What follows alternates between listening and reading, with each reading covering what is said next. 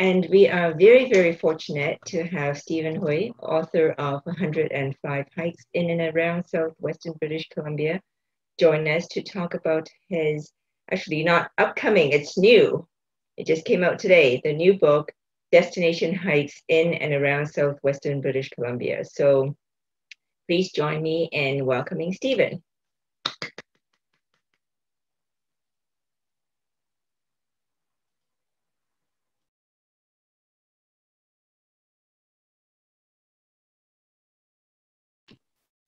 There we go. Thanks, Kathleen. Thanks, BCMC. Thanks for having me to this month's social.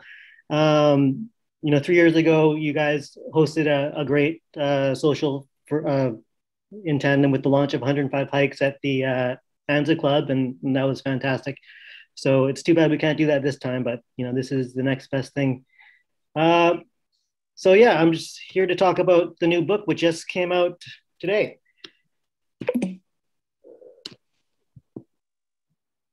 And that's what I used to look like before the pandemic, and now I have a lot of hair.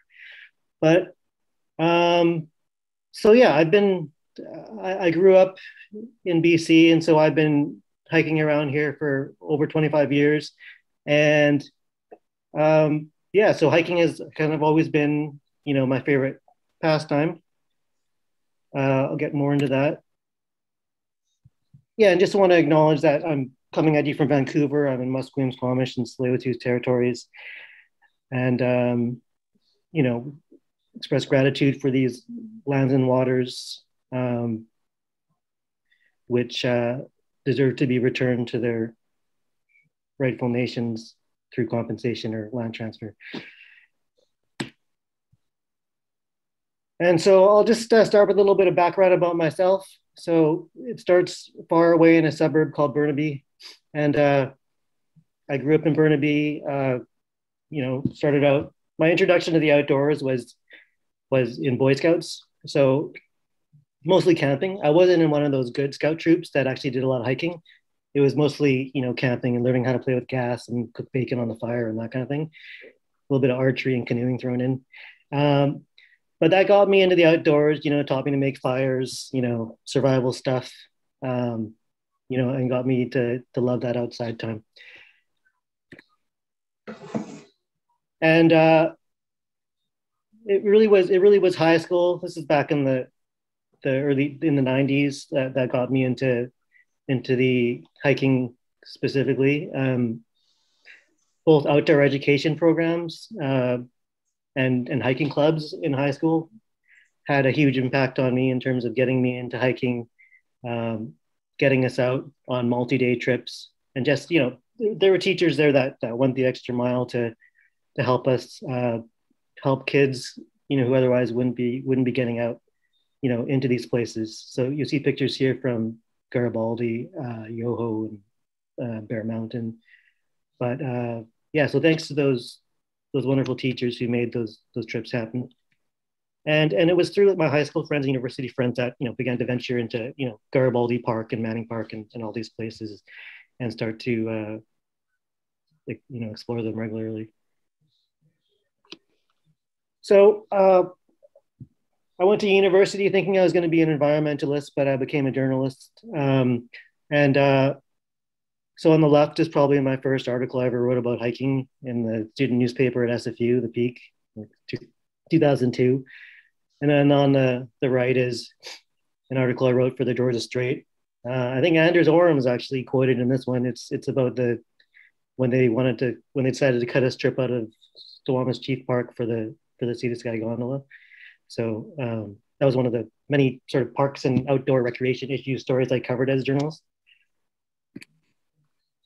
And so, because I was always writing about hiking as a journalist, fortunately, the opportunity to write 105 hikes came up a few years ago. And there's actually some of my Greystone Books colleagues on this Zoom, so that's great. I think I see my editor Lucy on here. She's a tough editor. But she knows her trails like the back of her hand, and she will hike my trails that I'm writing about to check if I'm getting it right. So 105 Hikes came out 3 years ago.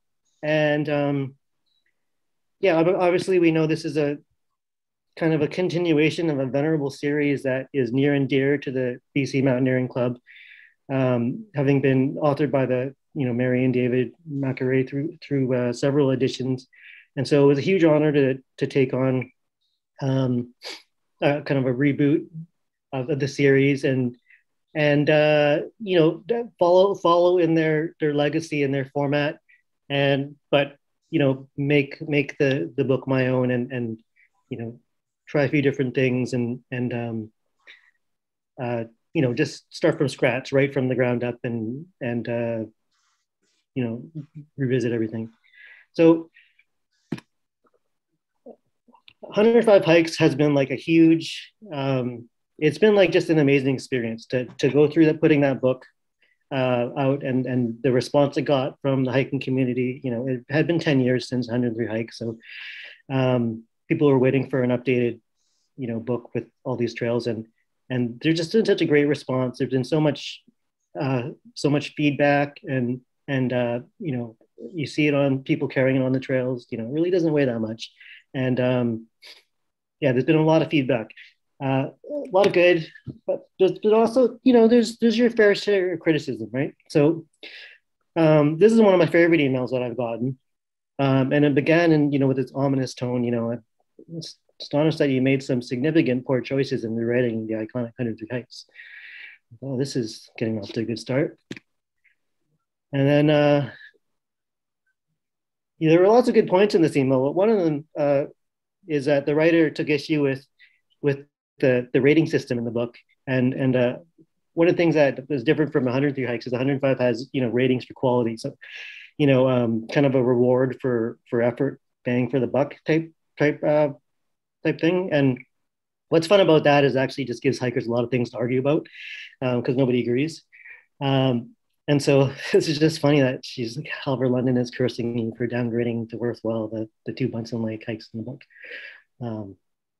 And so the rating system was a definite point of contention with 105 Hikes. Another thing that was a point of contention were the photos. Some people just want landscape photos. And so this is the comment about someone not liking a picture that I put in for Hollyburn Mountain. And it's actually a picture that I quite like. So, it's whatever. So, and I'd like to point out too, it's not a crow, it's actually a raven. So yeah, these are the kinds of things. This is another contentious photo in the book that got a lot of hate. The starfish photo, I think it even made it into Glenn Wordsworth's review in the Ormsby Review. Just close-up shots of wildlife, not as interesting to a lot of readers. And that's just one of those kind of personal choice things. There's a lot of feedback where it's like, yes, I need to make a change, and then there's feedback that's, oh, that'd be a good idea, and then there's feedback, that's kind of a matter of personal choice. I really like wildlife photos, so there are still going to be wildlife photos, and there are some wildlife photos in the new book, so maybe I'll get some more of these emails. Anyways, fast forward 3 years, and here we are with destination hikes in and around Southwestern British Columbia from Greystone Books, subtitled Swimming Holes, Mountain Peaks, Waterfalls, and More. And it's kind of, I've heard it called a sequel to 105 Hikes.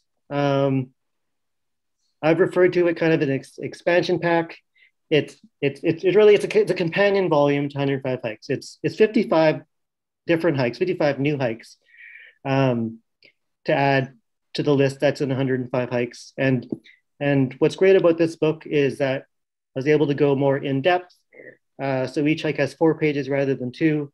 There's a lot more room to give better directions, and a lot more room to do what I really enjoy doing, is talk about kind of the nature and history context. And there's just way more photos. So yeah, there's a lot of things I liked about doing this book.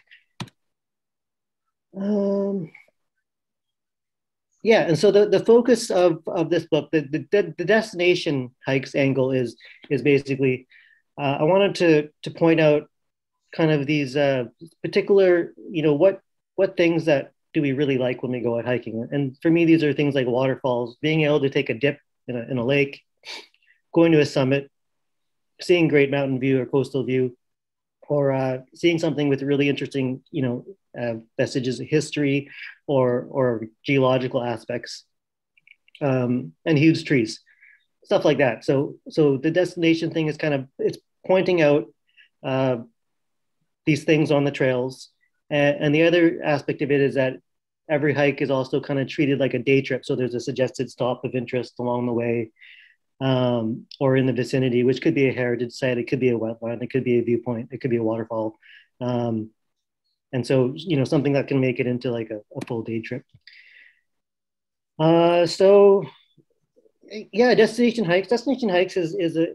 I didn't know I was going to be writing this book until after 105 came out, and so it was a three year thing. And so yeah, there's 55 new hikes. And that's 700 kilometers of trails and 300 plus hours of hiking. And that's of course the hiking that and the trails that made it into the book, and not the extra stuff from trial and error and whatnot. And so that was the fun part, and this is the more painful part. There's 55 topo maps, which I collaborated with Steve Chapman of Canadian Mapmakers.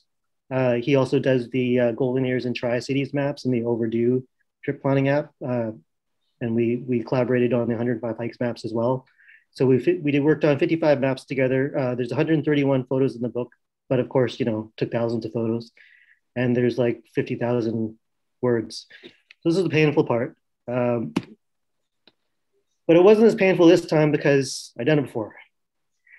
And I'm honored that the book starts out with a foreword from Cecilia Point, who's a political activist who's a member of the Musqueam Nation, and she provides a nice context setting forward to the book, talking about some of her family and her relationship to the land, and how she hopes that hikers like us will take into account some of those values and how we relate to the land.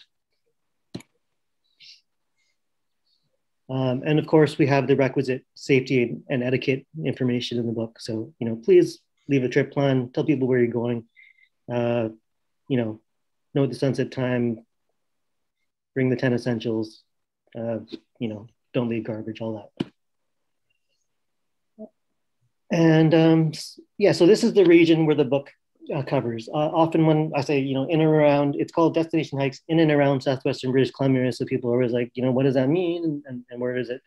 And so in this case, it's a similar region as to 105 hikes. My original goal with 105 hikes was to literally draw a circle around Vancouver, like a radius of 100 miles or something, and cover hikes within that distance. It became not so much a circle around Vancouver, but it still is kind of a bit of a circle. And so we've got, Whistler, Pemberton, Squamish, a little bit of Sunshine Coast, Fraser Valley, Chilliwack, Manning Park, Coquihalla, plus a little bit in Nanaimo, Gulf Islands, Bellingham, Mount Baker, and even the North Cascades Highway for people to explore a little farther afield. And yeah, it was a lot of fun going into all these places. So like 105 hikes, I love charts in hiking books, hiking guides. So if I was gonna write a hiking guide, I knew I had to have charts. So this one has a chart that kind of shows you, it's kind of a key to the destination, special features, so there's like a, swimming key, waterfalls you can see. I want to do this. I want to do a hike that's, easy today, and it's got waterfalls and big trees, and maybe it's good for kids. Maybe it's good for most of the year. And then there's a checklist for people who like to bag the whole book. I'm told with 105 hikes, there's someone in the Chilliwack Outdoor Club who's getting pretty close to bagging that book. She just has the US ones to do once the border opens. Yeah, just to take a quick look at the layout before we look at some photos. So yeah, the format is familiar to 105 hikes. You've got your standard stats. You've got the best quality trips get a red star.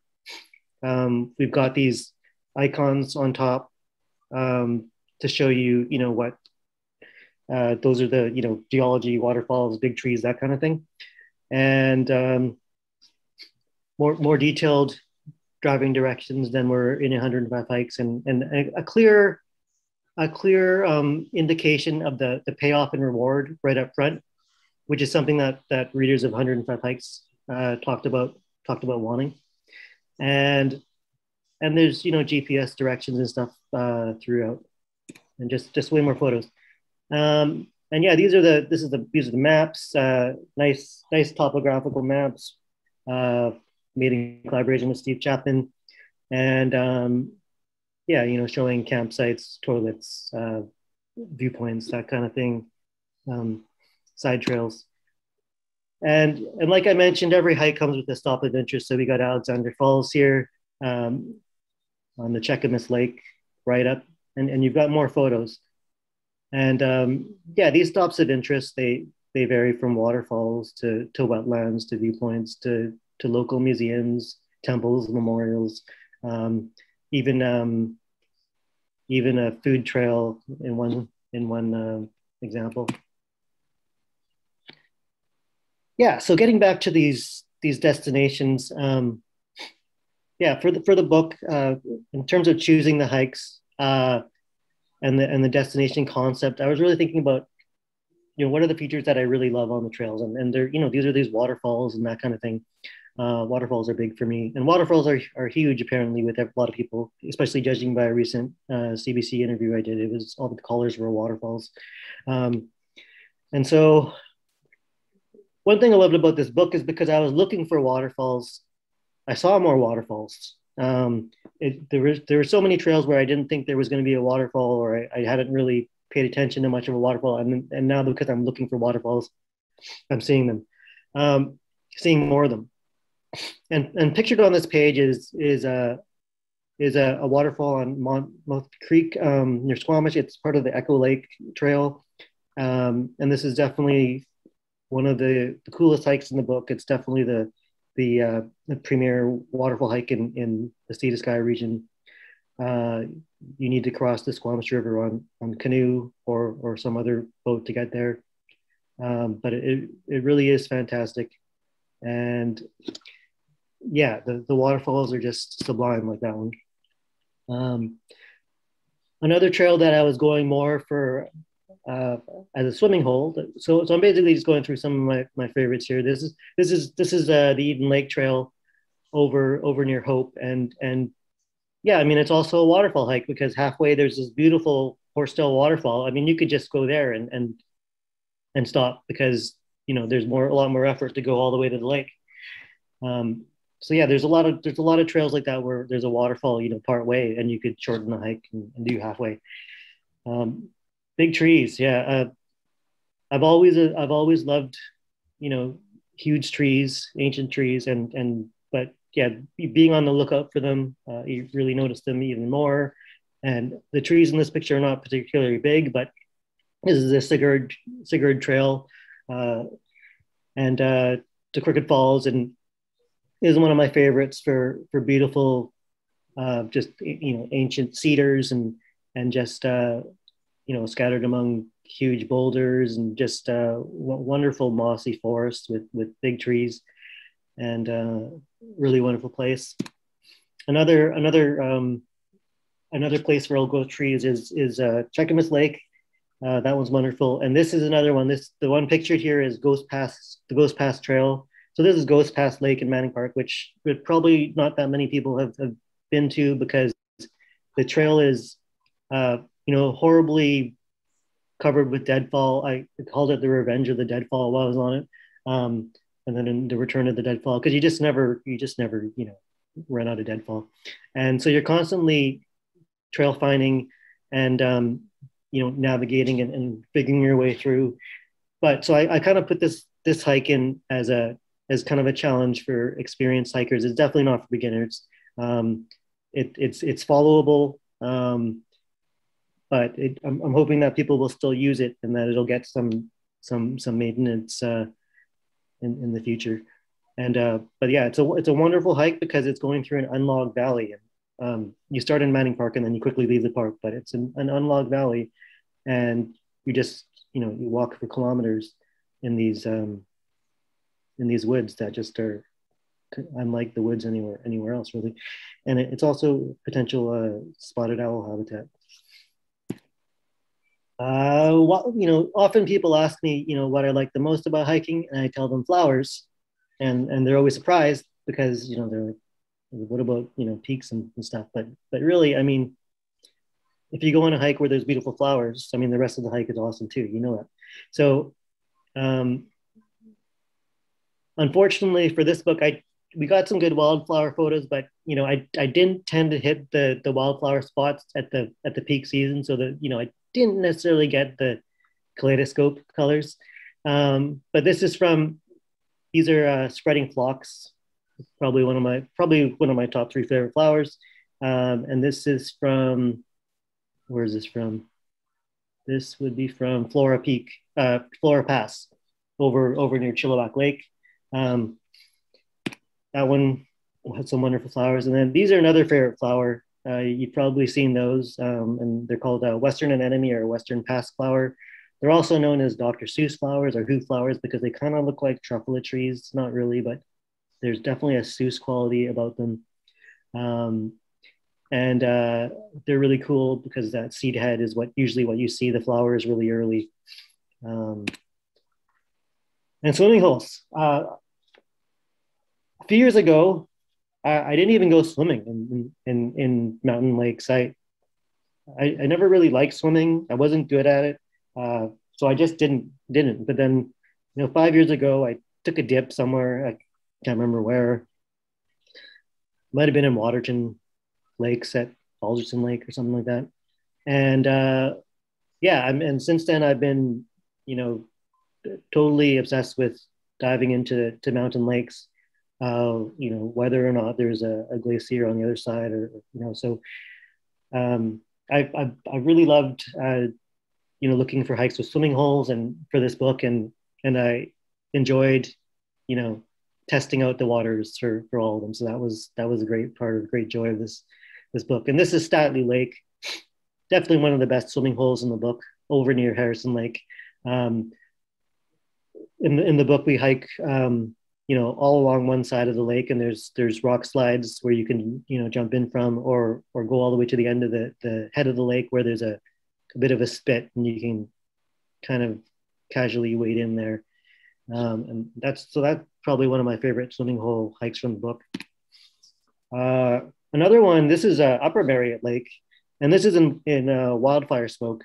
So this book was largely written and researched before the pandemic, so I wasn't so much affected by this viral outbreak. But I did have to deal with the wildfire smoke. And the funny thing about wildfires is wildfire smoke, they seem to be my most productive weekends whenever that happens. I tend to somehow it'll be, I'll do like 3 hikes in a day for some reason, and there's nobody out, and it's awesome. But then of course I'll come back and, my lungs will smell like smoke when I exhale. But so this is Upper Marriott Lake, and this is probably one of the best swims I had that summer. Just wonderful water, cold water, clean water, just, surrounded by smoke. It's fantastic. I love living here because of the mountains and the coast. So whenever you can combine the two, have a mountain with a coastal view, it's fantastic. And this is one of my favorites. This is Mount Killam on Gambier Island. I know, peak baggers are disappointed with the view once you get to the summit because you can't really see anything through the trees, but the viewpoint on the way there is dynamite. And so it really doesn't matter. And so this is one of my favorite spots. I'd like to keep on going to this one. And Galliano Island is another place that I could go back every year and hike, the Mount Galliano hike. This is from Bluffs Park. looking at active pass and a piece of main island. And yeah, that's definitely, that hike and Mount Gardner. Those are like island hikes I could just do year after year is, kind of a favorite. And of course, all about mountain views. One of my favorite areas that hit up for the book was the Blowdown Pass area. So we've got, Blowdown Pass, Gott Peak, and Gotcha Peak in there. There's Blowdown Lake down there, that jewel down there. That's one of my favorite places to swim as well. Just amazing ridge walking, easily gained peaks, stunning sunsets, meadows of flowers, quartz lying everywhere. It's really, really quite something, this area. And it's on the doorstep of the Stein Valley as well. And yeah, I mean, the Coquihalla Mountains too are wonderful for those the mountain views. So here's Zoa Peak. Here's the col at Zoa Peak before the main summit, and that's of course Yak in the background. And yeah, I just love the views of the Coquihalla. One of the joys of writing a hiking guidebook for me is to learn about the history of the trails and the history of the area, the culture, both contemporary and past, and the nature and all that. So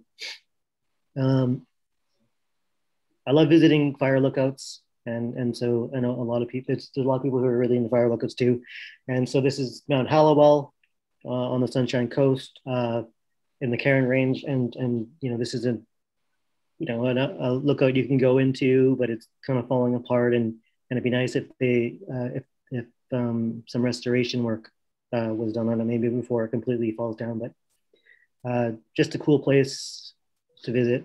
And the real highlight of the fire lookouts though for this book is the Hidden Lake lookout. Of course, that's across the border. Can't go there right now, but this is in the North Cascades along the Cascades Highway, State Route 20, near Marble Mount, and probably the most beautiful hike in the whole book. Hidden Lake lookout. So and this lookout is on this kind of little scrambly little peak at the end of the hike, and after you've come to a pass with a beautiful view of Hidden Lake, and you scramble up to this peak over these huge boulders, and here's this little hut, and it's got, on one side there's a view of Glacier Peak, and the other side is a view of Mount Baker. So just like stunning volcanoes on both sides. The thing about this lookout though is it's kind of debatable whether it's historic or not. I mean, it's historical for sure, but I mean it was built in the 1930s, but it was only staffed to the 1950s. So it actually has had a longer life as a fun place for hikers to go than it did as a fire lookout. So it's not necessarily super historically important as a fire lookout, but still just a really fantastic place to stay. And there's only room for like 2 people in there, and it's first come first serve. So you basically get lucky. There were 2 guys sleeping in there when we arrived, and they were just definitely envied them spending the night up there. And yeah, geology. I mean, BC is an amazing place for anyone who's interested in geography, with all the varied terrains and things going on. So of course, I mean, tops in that is the Black Tusk area in Garibaldi Provincial Park. So this is from Helm Lake area, and yeah, the Cinder Flats. So this is definitely the best hike for geology, I would say, in the area. You got Cinder Cone behind it, the Tusk on the other side. Let's see what this is more maybe geomorphology, but here's a humongous erratic on the North Butte Trail. Not the North Butte Trail, but a trail near North Butte on that hike in the Chuckanut Mountains in Bellingham. And this gargantuan thing is just next to the trail, and yeah, it's fun to make it look like you're holding it up. But yeah, there's erratics, geology, all that stuff is I love to look for that, and then to find out to go home and find out more about what we were touching and looking at or whatnot. Yeah, I mean, back to the wildlife photos. Yeah, I know some people don't like them, but I like them, so they're going in the book. So here's a long-toed salamander that my friend Sarah almost sat on. Basically, I only got this picture because her butt was like 1 inch away from this guy. This guy barely survived, but I got a great photo. And this is at Radium Lake. And then did Dennett Lake in Pinecone Burke. Did that during kind of like the perfect time. It was Western toad migration. So there were so many Western toads out on those moist trails that you could, it was really hard not to step on them almost. They're just everywhere and they blend in.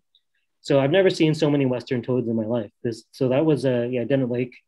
And there was a lot of good wildlife hikes during the research for this book.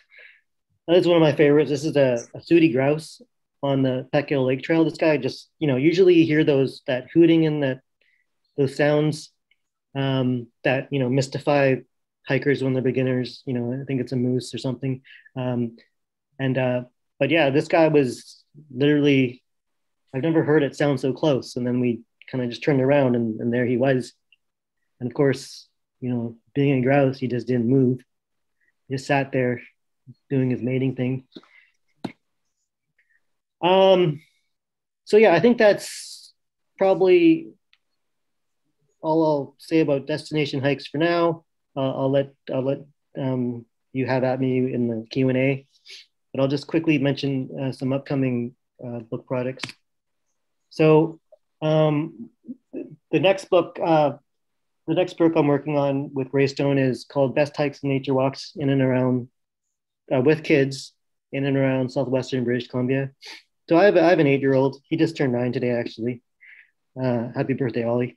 And so this hike is was a chance for me to see things through his eyes and, explore a lot of shorter trails, easier trails. They're definitely all hikes. There's no dike walks or flat stuff in the book. But I started off thinking I was going to do this book with, hikes up to as long as 5 hours or something, 3 to 5 hours. And the more I hiked with my son, I realized, wow, these have to be really short because this is the intro book. You really want to get them into hiking and not, burn them out. I remember the first time I got Ollie up to 8 kilometers in Lynn Valley on the Lynn Loop Trail and then down to the canyon. And then we're getting to the Rice Lake area and he's like, Dad, can we sit down? I'm tired. I realized we hadn't taken a break the whole time. And so, yeah, just, remember, I learned a lot from this book. And this book was a lot of fun for me to write and research. And what I like about this book, too, is like my other 2 books, 105 and Destination, it doesn't overlap. These are additional trails. So this book will have 55 trails that aren't in the other books. None of them are just shorter versions of other hikes. They're different trails. So it's amazing how many trails there are out here. You just, you never run out. And so this picture is from the Whistler train wreck, which is a real hit with kids. And so when they got that suspension bridge happening. Yeah, and then, 105 hikes. I've started to take notes toward a second edition. I mean, this is going to be a few years away, but definitely I've taken a note of a lot of feedback, and people have been, kind enough to send in clarifications or changes in trail conditions. Unfortunately, I would say about a third of the corrections I get sent are actually wrong themselves, but there's a lot of good feedback that actually does come in that are, actual corrections, and definitely the trail builders who send me information about their upgrades and what they've done is really helpful. And I post some of that on the website, but definitely going to be using that for as I look at 105 hikes going forward. And yeah, hoping to update the information for a lot of these hikes, but also add a lot of new ones. So, change a lot of the hikes. Right now I'm aiming to replace about 20 to 30 of the hikes in 105 hikes in order to freshen it up for me, to freshen it up. And it also just makes it more fun for me. So yeah, I look for that. That's going to be a few years now, but the best hikes for kids books is next year. I don't have a date for that, but it is next year. Yeah, and so yeah, it seems like a opportune time to talk about this too, because so 103 hikes has long been a BCMC project. It kind of followed a mountain access committee and Federation of Mountain Clubs project with this early hiking guide, the Mountain Trails Guide, and then went into 103 hikes, and then of course the Mary and David Macri wrote 109 Walks, which is an awesome book of short hikes and nature walks and city walks, and carried it through several editions. And then Alice Purdy and John Halliday carried it on for a couple more editions, and it's a great book. I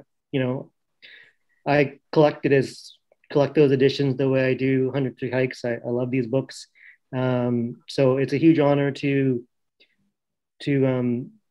I'll be taking on authorship of this series going forward. And so it's going to be, it's still really early days. This is years off, but it's going to be great looking at these books and seeing what I can bring to this series. And we'll just get out and do a whole bunch of nature walks. This book really is getting me out doing all these nature walks that I would normally say I don't have time for because I want to do a hike that's longer than 5 hours. Well, now I have a reason to do hour and 2 hour hikes and nature walks and visit all the wetlands I never got to visit before. So it's really wonderful, and I'm really looking forward to really digging into this project. Yeah, and so let's see what else I got here. Oh yeah, and so just to note that all of the maps in destination hikes and in 105 hikes are in the Overdue trip planning app. It's a trip planning, navigation, and safety app worked on by Steve Chapman from Canadian Map Makers, who did the maps for the book. And so we've made the maps available in that app. So if you have the book, you might want to check out the app because the maps are free in that. And then the maps are just plotted on the screen, and you can, on top of the base map, and you can follow the map from the book in the app, which is kind of cool. I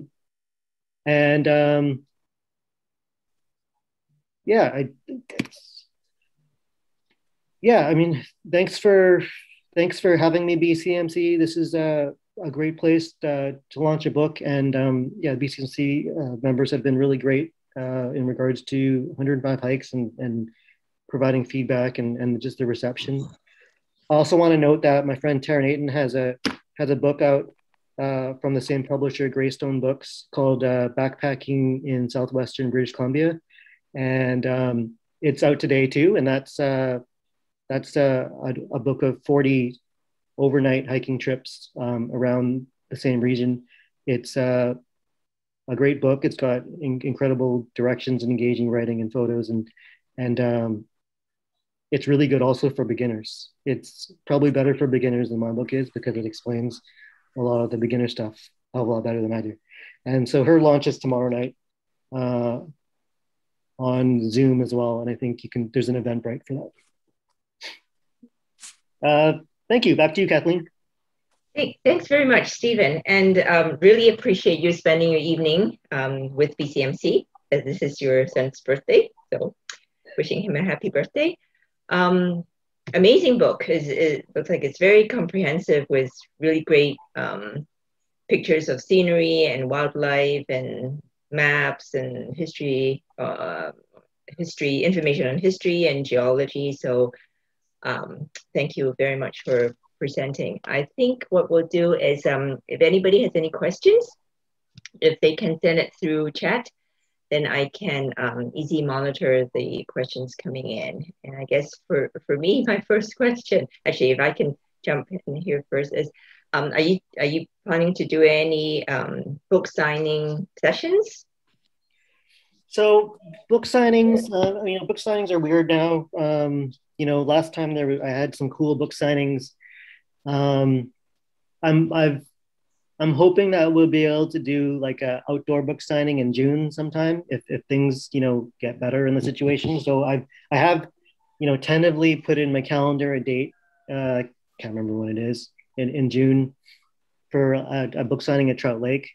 But I don't know. I don't know. That's pandemic depending. Otherwise, I am making signed copies available for local pickup via my website. So you can go to 105hikes.com and there is a form and you can get copies of Destination and 105 Hikes signed, and people have been doing that already.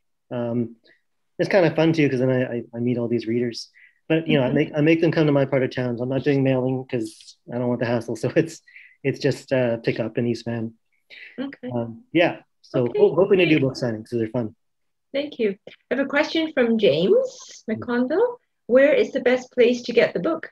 You can get it anywhere, but I would say your local bookstore is for me is the best place. It's at all the local bookstores. Western Sky Books in Coquitlam. It's Kids Books in Vancouver, Massey Books, Iron Dog Books. The Armchair Books in Whistler, Galliano Books, Monroe Books in Victoria. All the support your local bookstore. You can also get it at that large site that's named after a river in Brazil, and that other site that's named after a color of the rainbow. The links are all on my website, and you can just click directly through to all of them. So there's direct links to all those. It's easy just to go to 105hikes.com and you can find links to the ebook, the places to get it, whatever. You can choose your store. So, but yeah, local book tours have been really great about these books. So definitely support them. Okay. I have a question from Wayne Patton. Are .gpx available for all posted topography maps? No, they are not. Also, I'm not really a GPS pro, so I actually don't have like cleaned up tracks to post either. Like basically, I mean, the maps are a combination of my raw tracks with the map maker having to do a whole bunch of work on them. So I'm hoping to get better at my GPS skills in the coming books, and maybe be able to provide that kind of thing. But I don't have stuff that isn't super messy to provide to readers. But there are a million tracks for most of the stuff online that people can find. Thank you. I have a question from Felix. The question is, how long did it take to do your research from when you started work on this book till publishing? That's the first question. And did you do any of the hikes multiple times before putting it in the book? Yeah, I mean, this book was a 3-year process with most of the hiking done intensely over 2 years. Yeah, I mean, some of the hikes are only done once, but there are hikes that have been done. Like some of the further field hikes, I was only able to do them once. But then there are, hikes. I don't know. There's some hikes I've probably done, a million times. So, like the ones in Golden Ears or I don't know. But yeah, there's definitely there's a bunch that I've done multiple times, and there's some that were new for me, which was really nice. Because in 105 hikes, when I was doing all those hikes, the first order of business is to just go over all the hikes you've done, and so doing a new hiking book with 55 more hikes after writing about 105 hikes already really made me get out to hikes I've been putting off and doing some new ones. Thank you. Another question from Wayne. Is old growth forest specifically mentioned where applicable in the descriptions? Yeah, I try to mention that, whether there's old growth groves or, there's an old growth management area or something. Yeah, definitely. I mean, I'm on the lookout for that. I mean, they're one of the big trees are one of the destination markers in the book. So If trees reach a certain size, it gets a big tree icon, uh, and also, yeah, I mean, in general, I mean, by definition, too, there's hikes where the trees don't get big enough to reach, the big tree icon status, but there are old growth, and so yeah, I try to mention old growth as much as when we see it, because it's definitely a highlight for me of the hikes in the book. Okay. Any other questions from the audience?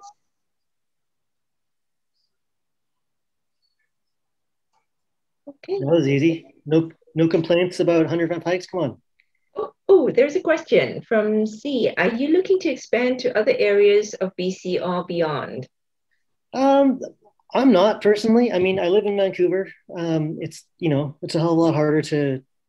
I mean, the ideas have been floated at me, but I mean, it's difficult for me to envision doing books that are farther afield without moving for a season or something. So I probably don't intend to. I tend to probably stick to this kind of circle around Vancouver. So I don't know how many more books you can write about that circle. So, but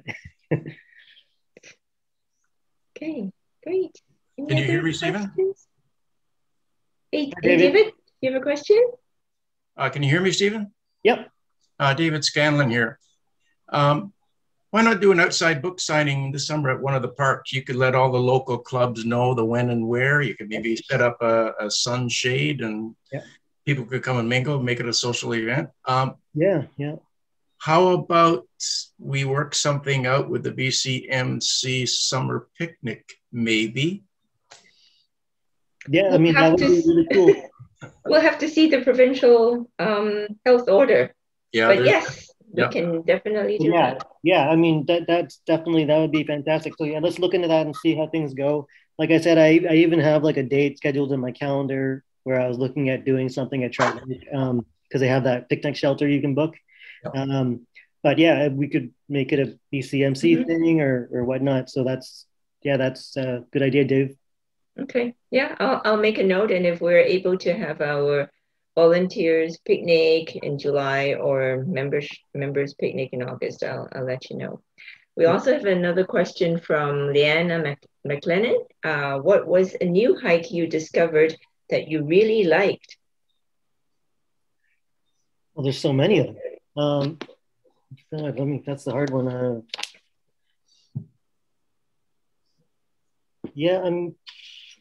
There's just so many of them. Hosamine Lake. I'd never been to Hosamine Lake before. That's just across the border from on the Silver Skagit Road.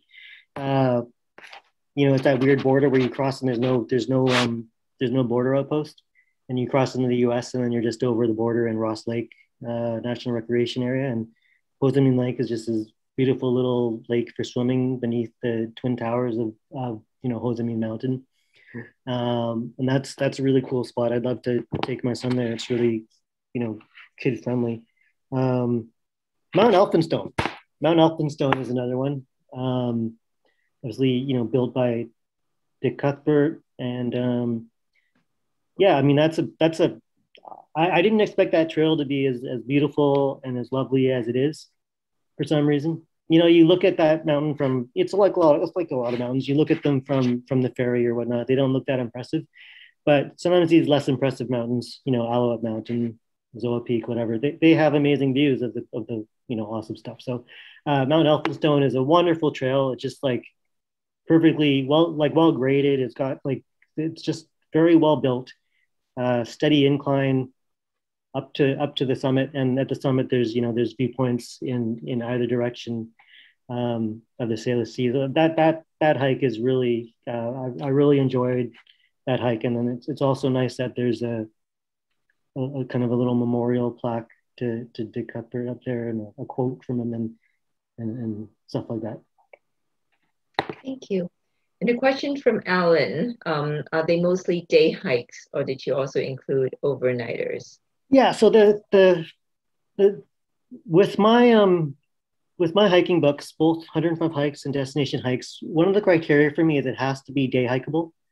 So that means the hikes fall within 3 hours and 12 hours, and they have to be less than 30 kilometers. So it's a large range, and actually a lot of them are more comfortably done overnight. But they're all day hikeable. You may not want to do something as day hikes, but yeah, they're all technically day hikeable, and that's kind of the idea for me is to do the day hikeable hikes. Great. Okay, see another question. How did you find your new hikes? Is it word of mouth, online research, or outdoor clubs? It's kind of everything, you know. I mean, a lot of it is also just, you know, after hiking around these parks for a long time, you just know about a lot of hikes and you forget where you heard about them. And especially after doing the other book, there's a million hikes I wanted to put in the other book that I couldn't fit in the other book or didn't get around to. So yeah, it's a lot of word of mouth. It's a lot of from being, and I'm active in the Wanderung Outdoor Recreation Society. That's one club, and you know, hearing other trip reports from organizers. Also, sometimes people in the outdoor clubs are nice enough to tell me about what's going on with their trails, so that's great. And yeah, and then of course, like yeah, just, you know, sometimes it's just, you know, getting out there and you're hiking something and then you see a trailhead or you see a trail branch and you have to go back and see it next time. Great. Any other questions for Stephen? Okay, well, Stephen, thank you again very much for spending your evening with us tonight. Good luck with your book next year for the little ones. Thanks for having me, Kathleen. That was wonderful. Thank you. Yeah. And for everyone that attended tonight's evening, again, thank you very much for joining us. Before we signed off, I just want to remind everybody that there will be one in June, which will be on June the 8th. And our presenter is Maggie Scallon. She's a cross-country skier and a trail runner. And she was actually featured in our second issue of the BCMC's newsletter. And her topic for June is getting women into the mountains. So I hope to see all of you next month, and bring your friends because it's open to non-members as well. And until then, stay safe. Have a good evening.